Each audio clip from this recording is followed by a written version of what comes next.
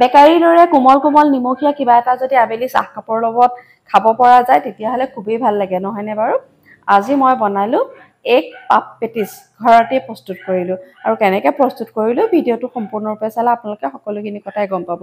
গাখীৰ ললো তাতে মই বৰ্তমান 1 চামুচ গুড়ি চেনি মিলাই ললো আৰু ইষ্ট দি দিলো গুড়ি চেনি এই কাৰণে মিলালো সোনকালে গাখীৰত গলি যায়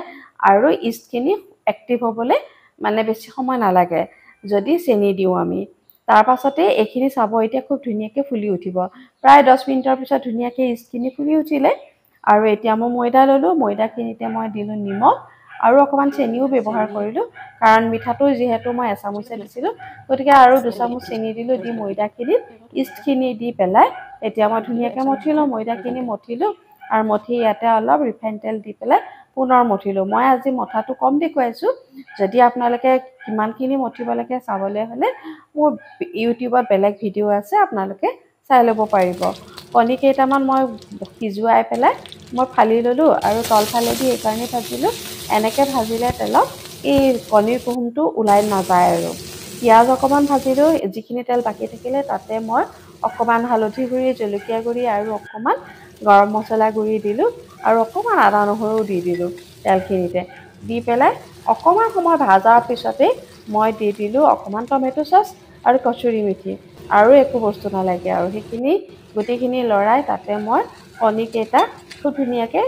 মিলাই দিলোঁ আৰু মিলাই দিয়াৰ পিছতে এতিয়া মই পেটিছৰ ভিতৰত ভৰাবলৈ মোৰ এতিয়া মছলাটো ৰেডি হৈ গ'ল আৰু এয়া চাওকচোন কিমান ধুনীয়াকৈ ফুলি উঠিলে দেখিছেই নহয় কিমান অকণমান আছিল আৰু কিমানখিনি হৈ গ'ল এতিয়া মই এটা খোচা মাৰি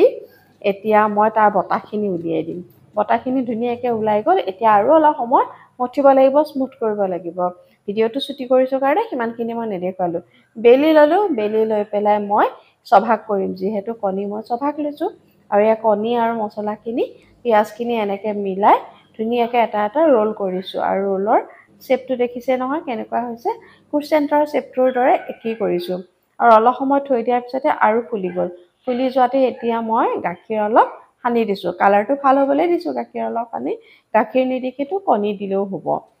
তাৰ পাছতে ইয়াত এতিয়া মই অকণমান বগা তিল দি দিছোঁ ডেকৰেশ্যনটো হ'বলৈ আৰু টেষ্টটো ভাল লাগে প্ৰি হিট অতিজিত ভৰাই দিলোঁ আৰু 10 মিনিটৰ পিছতেই ৰেডি হৈ যাব এতিয়া এয়া 10 মিনিটৰ পিছত চাওকচোন কিমান ধুনীয়া কালাৰ হৈছে ৰেডি হৈ গ'ল গৰম গৰম থাকোঁতেই মই এতিয়া অলপ ঘি সানি দিছোঁ যাতে ওপৰটো অলপ চফ্ট হয় আৰু অলপ সময় ঢাকি থ'ব লাগিব আৰু তাৰ পাছত আবেলি চাহ কাপৰ লগত জুতি লোৱাহে কথা আজি মোৰ এয়া পাফ পেটিছ ৰেডি হৈ গ'ল